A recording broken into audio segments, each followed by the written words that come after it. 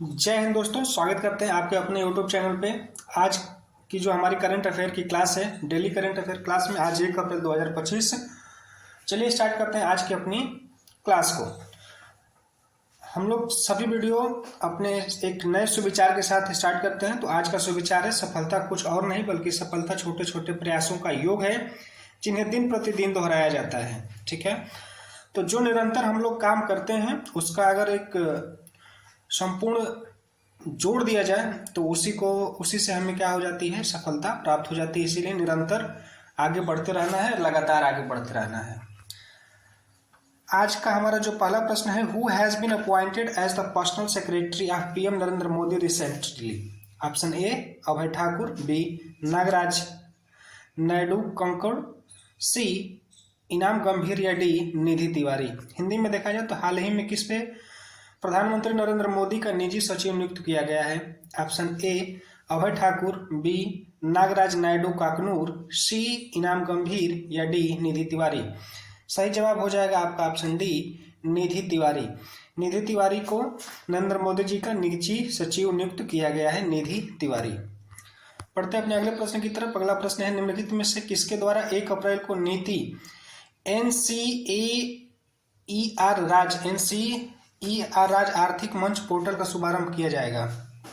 ठीक है, इसका हिंदी में देख लेते हैं। NCER स्टेट मंच का उद्घाटन कौन करेगा? तो ऑप्शन ए राष्ट्रपति द्रौपदी मुर्मू, बी वित्त मंत्री निर्मला सीतारमण, सी प्रधानमंत्री नरेंद्र मोदी या डी गृह मंत्री अमित शाह। बात आर्थिकी की है और आर्थिकी मंच पोर्टल का जो उद्घाटन है हमारे वित्त मंत्री निर्मला सीतारमण जी करेंगी। पढ़ते हैं अपने अगले प्रश्न की तरफ। अगला प्रश्न है हमारा, निम्नलिखित में प्रतिवर्ष किस तारीख को राजस्थान स्थापना दिवस मनाया जाता है? ऑप्शन ए 27 मार्च, बी 28 मार्च, सी 29 मार्च या डी 30 मार्च। सही जवाब हो जाएगा आपका ऑप्शन डी 30 मार्च। प्रश्न है आपसे कि उत्तर प्रदेश स्थापना दिवस कब मनाया जाता है? इसका जवाब लोग कमेंट बॉक्स में जरूर दीजिएगा। बढ़ते अगले प्रश्न की तरफ। अगला प्रश्न है, निम्नलिखित में से वर्ष 2025 के लिए अंतर्राष्ट्रीय योग दिवस की थीम क्या घोषित की गई है? ऑप्शन ए योग और स्वास्थ्य, बी स्वयं और समाज के लिए योग या सी एक पृथ्वी एक स्वास्थ्य के लिए योग या डी मानवता के लिए योग। सही जवाब हो जाएगा आपका सी एक पृथ्वी एक स्वास्थ्य के लिए योग। बढ़ते अगले प्रश्न की तरफ। अगला प्रश्न है हमारा, वर्तमान में वस्त्र उद्योग के देश के सकल घरेलू उत्पाद में लगभग कितने प्रतिशत का योगदान है? ठीक है, वस्त्र उद्योग का देश के सकल घरेलू उत्पादन में लगभग कितना प्रतिशत योगदान है? ऑप्शन ए है 2%, बी 5%, सी 6% या डी 9%। सही जवाब हो जाएगा ऑप्शन ए 2%। 2% क्या कर रहा है, जो वस्त्र उद्योग है भारत के जीडीपी में अपना पार्टिसिपेट कर रहा है 2% के साथ। पढ़ते अगले प्रश्न की तरफ। अगला प्रश्न है हमारा, पत्तन पोत परिवहन एवं जलमार्ग मंत्रालय की प्रमुख पहल सागरमाला कार्यक्रम ने वर्ष 2025 में कितने वर्ष पूरे कर लिए? ऑप्शन ए 5 वर्ष, बी 7 वर्ष, सी 10 वर्ष या डी 15 वर्ष। सही जवाब हो जाएगा ऑप्शन सी 10 वर्ष। ये सागरमाला कार्यक्रम क्या है, इसके बारे में आप लोग कमेंट बॉक्स में जरूर बताएं, सागरमाला कार्यक्रम क्या है। पढ़ते अगले प्रश्न की तरफ। अगला प्रश्न है, हाल ही में उत्तर प्रदेश सरकार ने पिछले 8 वर्षों में सौर उत्पादन में कितना गुना वृद्धि की है? ऑप्शन ए 10%, बी 15%, सी 20% या डी 22%। सही जवाब हो जाएगा ऑप्शन ए 10%।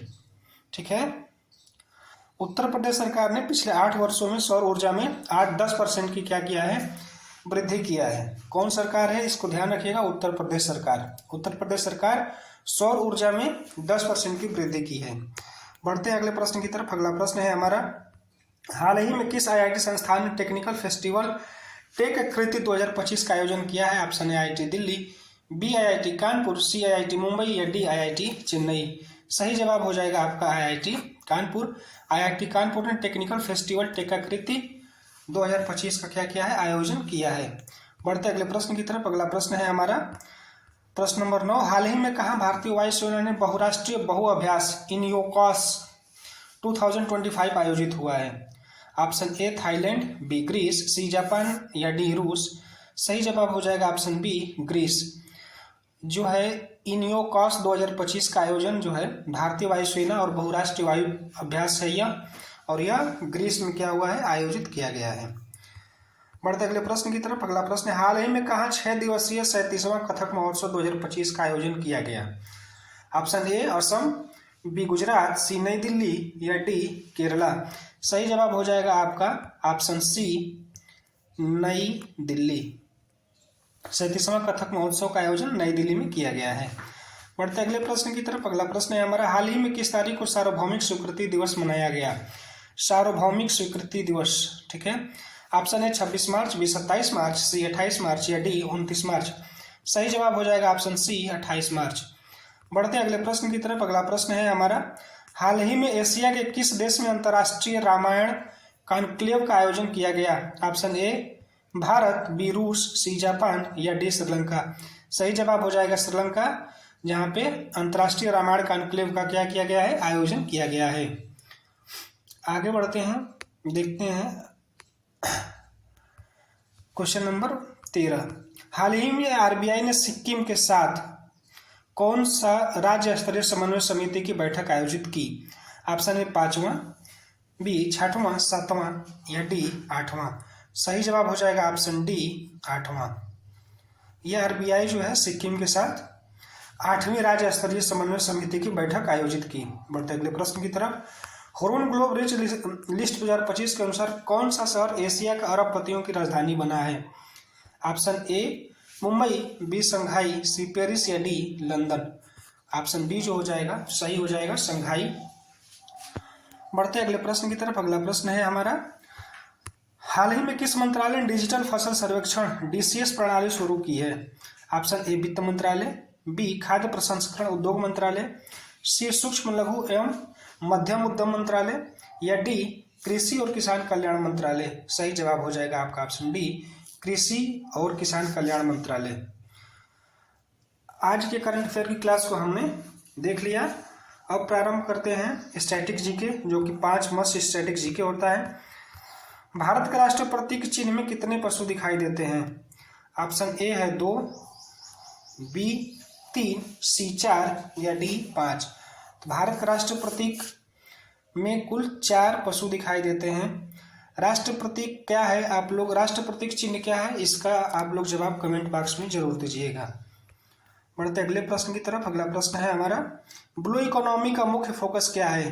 कृषि विकास, सूचना प्रौद्योगिकी, सी हरित ऊर्जा उत्पादन या डी समुद्री संसाधनों का सतत उपयोग। सही जवाब हो जाएगा ऑप्शन डी समुद्री संसाधनों का सतत उपयोग। बढ़ते अगले प्रश्न की तरफ। हमारा अगला प्रश्न है, क्वांटम सुप्रीमेसी शब्द का अर्थ क्या है? क्वांटम भौतिक में सर्वोच्चता, बी क्वांटम ऊर्जा का सर्वोच्च स्तर या सी क्लासिकल कंप्यूटर की तुलना में क्वांटम कंप्यूटरों की श्रेष्ठता या डी उपरोक्त में से कोई नहीं। सही जवाब हो जाएगा आपका ऑप्शन सी क्लासिकल कंप्यूटरों की तुलना में क्वांटम कंप्यूटरों की श्रेष्ठता। बढ़ते हैं हम अगले प्रश्न की तरफ। भारत में सकल राष्ट्रीय आय की गणना कौन करता है? ऑप्शन ए वित्त मंत्रालय, B NITI Aayog, C reserve bank of India या डी राष्ट्रीय सांख्यिकी कार्यालय एनएसओ। सही जवाब हो जाएगा आपका ऑप्शन डी राष्ट्रीय सांख्यिकी कार्यालय जो है सकल राष्ट्र की क्या करता है, गणना करता है। बढ़ते अगले प्रश्न की तरफ। अगला प्रश्न है हमारा और अंतिम प्रश्न है, भारत में प्रथम पंचवर्षीय योजना का मुख्य उद्देश्य क्या था? ए औद्योगिकरण, बी बुनियादी ढांचा विकास, सी कृषि का विकास या डी घरेलू निर्यात। सही जवाब हो जाएगा आपका ऑप्शन सी कृषि विकास। इस तरह से हमने आज के करंट अफेयर्स और 5 महत्वपूर्ण स्टैटिक जीके के बारे में चर्चा की। उम्मीद है कि यह श्रृंखला आपको पसंद आ रही है और यह आपकी परीक्षा के लिए उपयोगी भी है। अतः मैं आपसे यह निवेदन करूंगा कि इस वीडियो को लाइक करें, चैनल को सब्सक्राइब करें और वीडियो को अपने दोस्तों के साथ शेयर जरूर करें। मिलते हैं इसी तरह की नए करंट अफेयर के साथ, तब तक के लिए नमस्कार।